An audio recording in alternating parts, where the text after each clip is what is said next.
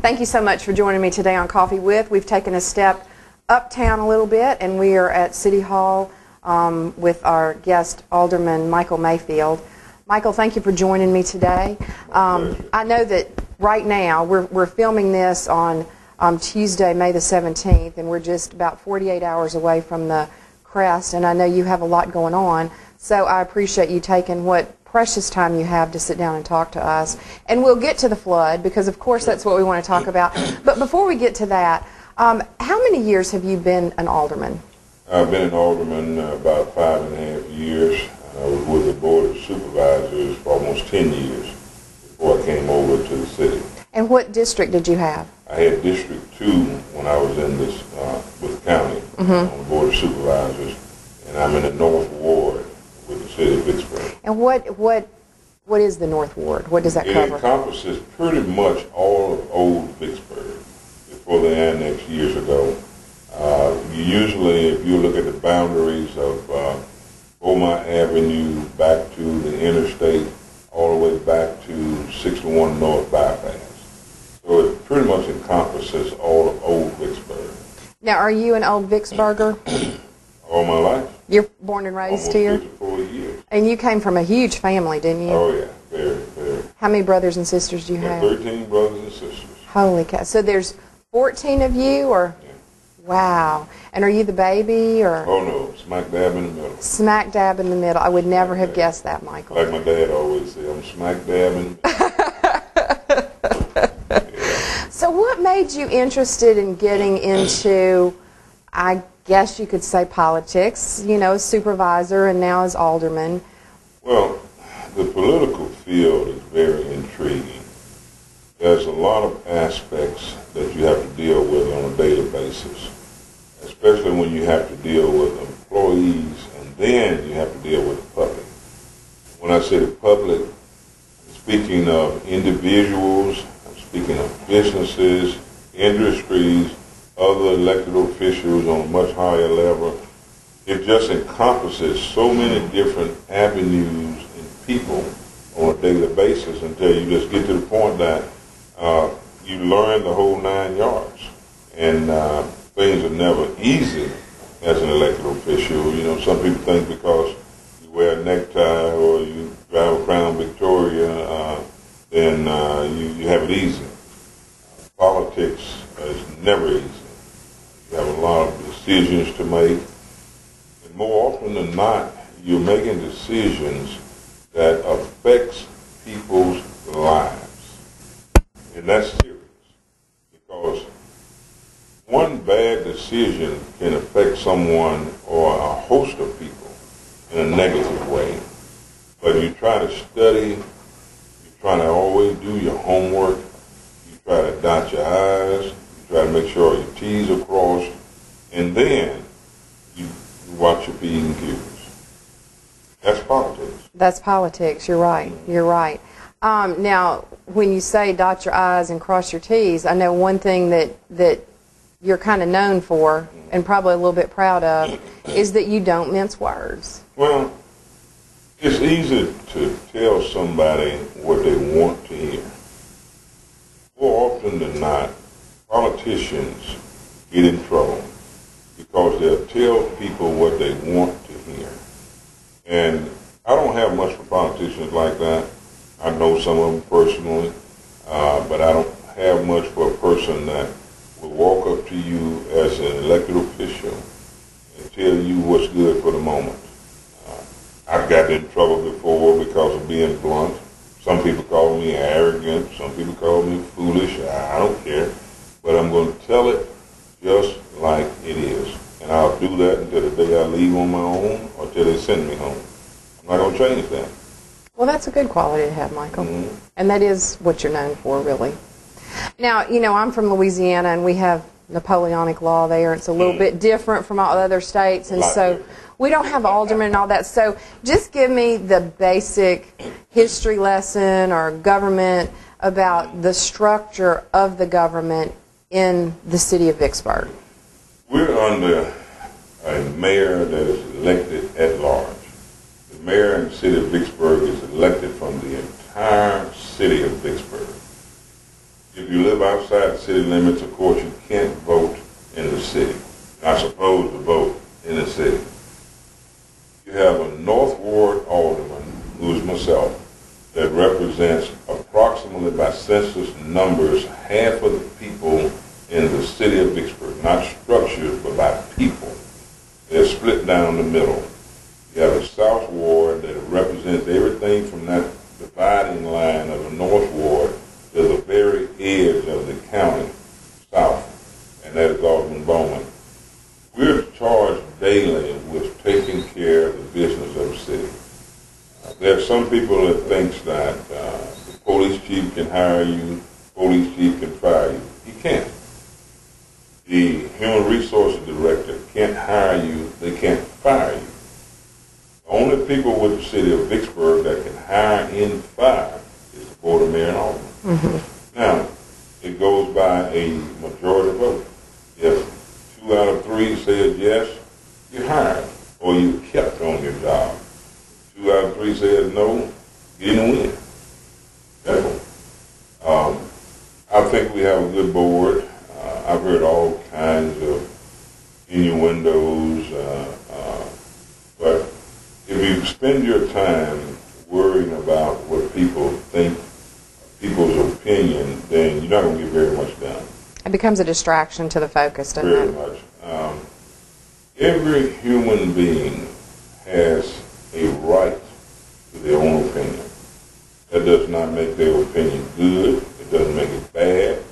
It doesn't make it indifferent. But they have a right to it. And I respect people's opinion. I don't argue with people about their opinion. So sometimes I think that's how I stay with my wife. We've been married for almost 34 years now, and she's opinionated, and so we deal with it. But you might be a little opinionated too, huh? Well, yeah, somewhat, especially with my kids. Yeah. Well, you have to be. That's your job. You're the daddy. Yeah.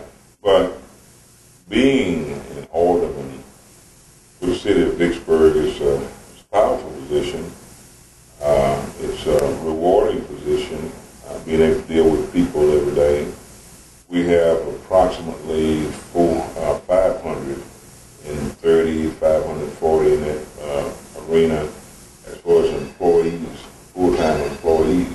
Of course, you know, we hire kids on during the summer and so forth, under some of the programs that we have. But we have to deal with it all. You know, any given day, I may have a big issue with the police department that I have to deal with, or the fire department, public works, Parks and Rec. I mean, the list goes on and on. And people are so opinionated about what they think government is, what government should be. Government should never do anything to hurt the people. And if you're hurting the people, then it's something that you're doing that is not right. So you have to study on it. It takes time. You know, you try to leave everything in the office when you go home. Sometimes people won't allow you to. And that leads me to the issue that we're having to deal with right now with the flooding. You know, you get calls day and night. Some people work 7 to 3:30, some 3 to 11, some 11 to 7. Well, whenever they can find to call you, they're going to call you. And usually, people will call you. I don't get out of place with people, but I don't allow people to get out of place with me. Mm-hmm. You know, I've had people, and I don't have a problem saying this on camera. You know, I've had people that have come up to you and they want to curse you, they want to talk to you in any kind of way. I don't allow that, mm-hmm. because I'm not going to do that to you. Mm-hmm. And I'm sure not going to allow you to do it to me. So you deal with each individual accordingly. You know, and I try to always make sure that no matter how my day has served me, that I'm cordial when I deal with you, that I'm in the frame of mind that every individual out here that I come in contact with, as it relates to city government, one way or the other, they need help with some situation.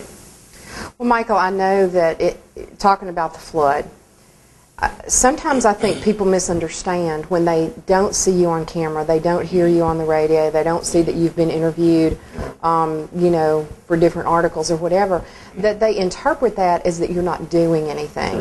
When I know in reality, you and I have been in some of the same meetings, in the town meetings about the flood. I know you've been down in Kings. I know you've been in almost daily briefings with the Corps. So give me an update on, I mean, look, I know you're busy. I can't even believe when I called you, you said, yes, Robyn, come on down and interview me. But what are some of the activities you've been involved with regarding the flood and managing what's going on from the perspective of the city of Vicksburg government? Well, first things first. There are some elected officials that every time you see them, they're running up behind a news report. They're ambulance chasing.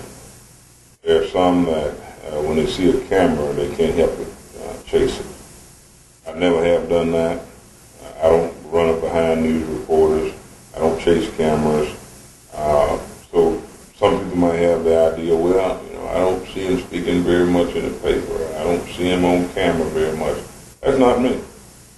As long as I can stay out of the way of the newspaper, as long as I can stay out of the way of the camera. Remember, sooner or later, the newspaper or the camera gets you in a position you don't want to be in. So I don't go looking for them, and I don't particularly like them looking for me. Mm-hmm. I'm here every day. Every day that I am in the city of Vicksburg, I'm on this job. Okay? I come and go. Very seldom I'm here all day because I have a large ward to cover, and I have to be on the move. I may go to one person's house for something that's very minor, there for a few minutes. I may go to another person's house and I'm there a whole hour because of what the given situation may be. But as it relates to the things that we are doing as the flood is concerned, there has not been one single day since about almost 2 weeks before the first drop of water that inundated Warren County that I have not been out here. Mm-hmm. Not one single day. I've been to people's houses. I've met with people on their jobs about situations. I've tried to make sure that we had all the information we needed, that the industries, the businesses, the individuals that are out there know what we have at hand. There's some people that you're never satisfied. And I have a problem with individuals that are running for public office that would beat down on an official that is there because they're doing it off the backs of the people that's hurting. Now, I have no problem with saying that there was an article that was written the other day that was very disinformed and very misinformed because the individual that wrote that article is just flips. I have a problem saying that. She goes way out in left field. She very seldom knows what she's talking about. And that individual is out there asking people to vote for her. So she would write things in the paper, and it looks like she's spending her own money to do it. God bless her. But be informed before you write a letter to the editor or you pay your hard-earned money to write something in the newspaper for the constituency of this city and county to read. Well, Michael, I know one day I called your office to ask you a question, and you weren't here. Mm-hmm. And I would never presume to say, where is he? But the woman that I was speaking with told me that you were down in Kings helping some people move out of their house. Right. Now, I'm not 100% familiar with local city government and what your responsibilities are, but I would be willing to bet that in the job description of alderman it doesn't include helping flood victims move out of their house. And that is what I consider going above and beyond the call of duty. And I recently posted a short article at Vicksburg Daily News, and I said, you know what, flood or no flood, this is what we do in Vicksburg. We take care of each other. We're very fortunate. I've been in this Vicksburg all my life. I started out I've worked on somebody's job ever since I was 10 years old. I'm almost 54 now. I started out working at a dress shop. Okay? Back in 19. A ladies' dress shop? A ladies' dress shop. That's where I started. What did you do there? It was called Dixie Dress Shop. It was downtown Vicksburg, owned by Robyn Lea. I used to go in, rotate stock. No, I didn't try the dresses on. Let's get that straight up front. But anyway, I would rotate the stock and clean up and so forth. So I've worked in this town all my born days. Okay? I grew up under a very, very firm dad. He's over 80 years old now, and he's just as firm now as he ever was. So, you know, I've done what I think is the right thing to do. I've been with the people, not just in the Kings area. I've been down south of town several times. I take it very personal when somebody says that I'm not doing my job. I will admit that. I take that very personal. Well, you know, when I'm here every day. That day when I called and I said, well, I would never say where is Michael because that's really none of my business. Mm-hmm. But the reality is I don't have to ask that. I see you at chamber meetings. I see you at town meetings, Warren, some of those other places we've both been. Mm-hmm. I see you. Mm-hmm. It's hard for me to understand why maybe someone would say, well, where's our alderman? Because I see you. Sure. Maybe these folks that are saying that aren't at the places where we are because I see you around town. When I'm not a person to hang out, okay, never have been. When I leave City Hall any given day of the week, if you want me, all you have to do is call me. I'm too big. I weigh 270 pounds. It's hard to hide. I'm too big to hide. Okay? So you can always hear me. You know, I was in Walmart the other day, 3 hours over, and this little kid that my wife taught came running over there and said, I knew that was Mr. Mayfield. So I don't hide, and I don't try to hide. If you need me, all you have to do is call me. And I think the citizens of Vicksburg know that as a whole. And I think outside of the area that I'm charged with representing, they still know that. They know they can count on me. But people are so misinformed about things now, you know, and it doesn't take much to upset people when they think something is not right. It doesn't take much to do that. And I'm not the kind of person that, you know, I'm going to mislead you. If I don't know, I'm going to tell you, hold on, I'll be back. Or I'm going to get on the phone. Because you could be in politics 100 years, but you're always going to run into something that you need to tell the person, put the brakes on, I'll be right back. And when you have to do that, and don't just tell them what's good for the moment. So I feel I've done my job. I feel I've been fair, I've been impartial. Everybody's not going to like you. You know? My dad's been pastoring for 45 years, and he always says if you find out everybody like him, he's going to die. Because he knows somebody's going to kill him. Because somebody's lying to you. Yeah. So I don't get caught up worrying about everybody loving me or liking me. I don't get caught up in that. I do my job, and at the end of the day, I get out the way. And when I get out the way, if you need me, you call me. Doesn't make any difference whether it's Saturday morning, Sunday morning, I'm at church. I've been out of town, and people call me, and they be surprised when I call them back. Why are you surprised? You called from me. You know, why are you surprised I'm calling you back? Mm-hmm. I've heard that many times. Mm-hmm. So, you know, I don't know how much longer I'm going to stay in politics. You know, after a while, you get your feel of it because people, there's some mean people out there. Mm-hmm. Not just those that have aspirations of running for politics, but as a whole, there's some people out there that are mean. They'll do things to you. They'll say things to you. They'll say things about you. In my particular case, it's not warranted. You know, that's why I was so offended by the article that was written the other day. Because this individual ran up on me, and she was all out of left field, just like she always is. And I have no problem with saying that, because every time I've encountered this individual, she's been out in left field. I was there. I've been there every day. I've been there morning, afternoon, at night, and I've been able to help a lot of people. Can't help them all, no matter how I try. Right. You know. But at the end of the day,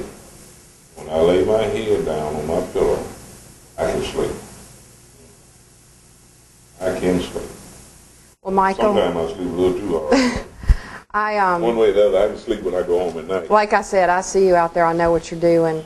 I appreciate everything that you're doing. And, you know, I've said for most of my adult life, just because somebody says something about you doesn't make it true, and it never will. Never will. Thank you so much for joining us today on Coffee With, and we're going to let you know because I know you got a million other things to be doing besides sitting here talking to us. I'm on my way to a meeting now so I can go back to the community up there. An individual that I actually belong to church with has been having some problems. Got a couple of young people that either live in the floodplain or are coming over to visit friends that are doing some things they shouldn't be doing, and I've kind of had a couple of them pointed out to me. And it's my job in that particular case to make sure that I get that to the police. And I like to respond to things myself as much as I can, regardless of what the situation is. If I have to stop and tell you, I don't mean in the home service, the grass is 2.5 feet tall. Would you do me a favor so I won't have to turn you over and you cut the grass? Some of them do, some of them tell you to flip off, you know? Yeah. It depends on who you're talking to. Well, Michael, thank you so much. Appreciate it. Appreciate everything you do for us.